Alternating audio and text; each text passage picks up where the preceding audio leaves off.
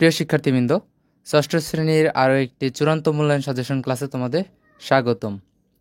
আজ আমরা এই ভিডিওতে ষষ্ঠ শ্রেণীর চূড়ান্ত মূল্যায়ন সাজেশন সিলেবাসের পৃষ্ঠা নম্বর 1 থেকে 137 পৃষ্ঠাতে কী কী পড়তে হবে এবং এই পরীক্ষার জন্য সবচেয়ে কমন উপযোগী গুরুত্বপূর্ণ কিছু প্রশ্নোত্তর দেখে নিব। সম্পূর্ণ ভিডিওটি মনোযোগ সহকারে দেখতে থাকো, টেনে টেনে দেখলে কোনো কিছু বুঝতে পারবে না।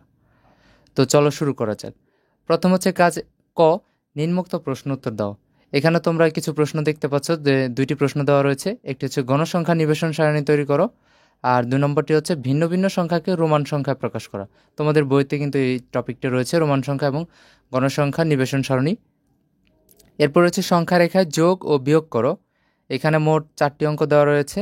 এই 4টি অঙ্কর তোমাদের 4টি ক্যাটাগরিতে দেওয়া রয়েছে, তাই এগুলো যদি প্র্যাকটিস করে যাও তো আশা করা যাচ্ছে যে কোনো টাইপের অঙ্ক আসলে তোমরা ইজিলি করতে পারবা। তারপর রয়েছে -a এর যোগাত্মক বিপরীত রাশি কোনটি? উত্তর হচ্ছে +a। 12 এর সাথে এর যোগাত্মক বিপরীত সংখ্যার যোগ কত? উত্তর হবে 0। চলো সমাধানটি দেখা যাক। যেখানে 12 এর যোগাত্মক বিপরীত সংখ্যা হচ্ছে -12। তো নির্ণয় যোগফল হবে 12 প্লাস ব্র্যাকেট -12।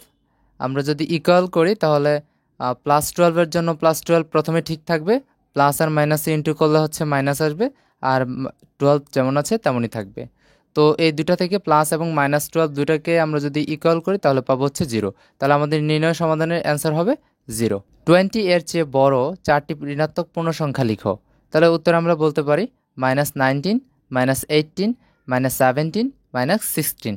অর্থাৎ আমরা নিচের দিকে যে সংখ্যাগুলো দেখতে পাই এগুলো হচ্ছে ঋণাত্মক বড় সংখ্যা এবং উপরের দিকে যেগুলো সংখ্যা যাবে সবগুলো হচ্ছে ঋণাত্মক ছোট সংখ্যা।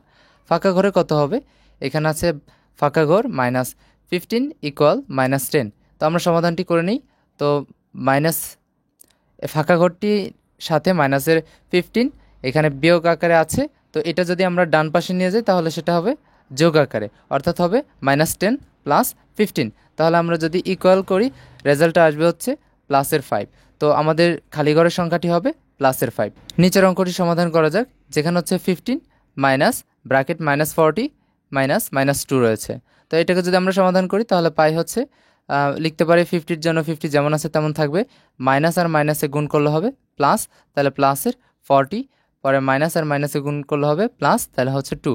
তো এই সবগুলোকে আমরা যোগ করে পাই হচ্ছে 50, আর 40 হচ্ছে 90, আর 2 যোগ করলে হবে উত্তর 92। এটাই হচ্ছে আমাদের অ্যান্সার। অর্থাৎ হচ্ছে 50 + 40 + 2, এই তিনটা সংখ্যা আমরা যোগ করলে পাই হচ্ছে 92, যেখানে হচ্ছে এটাই আমাদের অ্যান্সার। পরবর্তীতে আমরা দেখতে পাই লসাগু এবং গসাগু এর পূর্ণরূপ লিখো। তাহলে লিখব হচ্ছে লসাগু এর পূর্ণরূপ লঘিষ্ঠ সাধারণ গুণিতক এবং গসাগু এর পূর্ণরূপ হচ্ছে গরিষ্ঠ সাধারণ গুণনীয়ক। লসাগু ও গসাগু নির্ণয় করো। এখানে দুটি সংখ্যা দেওয়া রয়েছে, তোমরা করে নিও। তো তারপর মৌলিক উৎপাদক গাছের সাহায্যে লসাগু নির্ণয় করো। তাহলে এখানেও আমি দুটো অঙ্ক দিয়ে রেখেছি, এগুলো করে নিও। এরপর পৃষ্ঠা নম্বর 55 এর 4, 5 এবং 9 নং অঙ্ক সমাধান করো। এগুলো হচ্ছে খুবই ইম্পর্টেন্ট অঙ্ক, তাই এগুলোকে 3 স্টার বলা যেতে পারে। আর প্রকৃত, অপ্রকৃত এবং মিশ্র ভগ্নাংশ কাকে বলে সংজ্ঞাগুলো ভালোভাবে পড়ে নিও।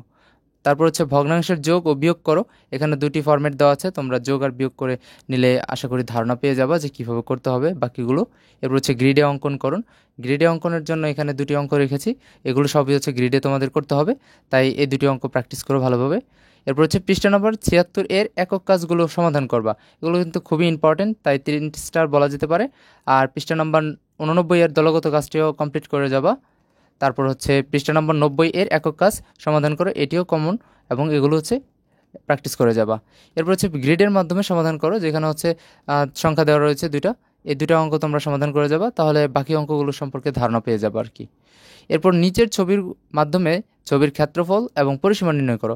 এটি তোমাদের বইয়ের অঙ্ক। বর্গ, রম্বস, তারপর আয়ত ও ট্রাপিজিয়াম, এগুলোর হচ্ছে কি করবা, ক্ষেত্রফল এবং পরিসীমা নির্ণয় করবা।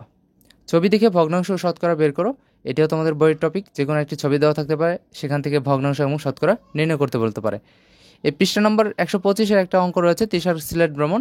এই অঙ্কটি খুবই ইম্পর্টেন্ট, 3 স্টার এটা আমরা বলতে পারি। আর সমতুল ভগ্নাংশ নির্ণয় করো, যে কোনো সমতুল ভগ্নাংশ নির্ণয় করা যেতে পারে বা বলতে পারে। তো এই ক্ষেত্রে এগুলো কিন্তু করে যাবা। নিচের সারণী পূরণ করো, যেগুলো হচ্ছে 137 নম্বর পৃষ্ঠার 5 নং প্রশ্ন দ্রষ্টব্য। এটা এখানে এই খালিঘরটি রয়েছে, এই সারণীটি পূরণ করে নিবা। তো সম্পূর্ণরূপে তোমরা যদি ভালোভাবে বইটা প্র্যাকটিস করে যেতে পারো, আশা করি তোমাদের অঙ্ক পরীক্ষাটা খুবই ভালো হবে এবং ভালো একটা প্রিপারেশনের মাধ্যমে পরীক্ষাটি সম্পন্ন করো। প্রশ্নপত্র ফাঁস কিংবা প্রশ্নপত্র দেখে দেখে উত্তর লিখে নিয়ে তারপর পরীক্ষা দিতে যাবা, এই চিন্তা থেকে বেরিয়ে এসে নিজে থেকে চেষ্টা করে নিজের বইগুলোকে পড়ে তারপর হচ্ছে পরীক্ষা দেওয়ার চেষ্টা করো। কেন নয়, তোমাদের নিজেদের মেধা যাচাইয়ের জন্য নিজেদেরকেই লড়ে যেতে হবে। এই শিক্ষা কারিকুলামে নিজের ওপর পড়াশোনার চাপ এবং নিজেকে পড়াশোনায় বসিয়ে টিকিয়ে রাখার একান্ত দায়িত্ব হচ্ছে তোমার নিজের। তাই পড়াশোনা করো এবং প্রশ্নপত্রের পিছনে না ছুটে নিজের বইটিকে সমাধান করার চেষ্টা করো। অনেকেই বলে বেড়াবে এখন বা কমেন্ট বক্সে এসে বলবে যে বই থেকে কিছু আসে না, বই পড়ে কী করব, প্রশ্ন ফাঁস হয়।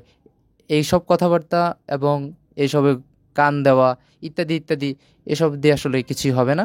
কারণ আজ তোমার আগামীকালকের ভবিষ্যৎ, অর্থাৎ তুমি আজ যা করবে কালকে তুমি তাই পাবে। তাই এই সব কিছুকে এক সাইডে রেখে নিজের বই পড়ায় মনোযোগী হও।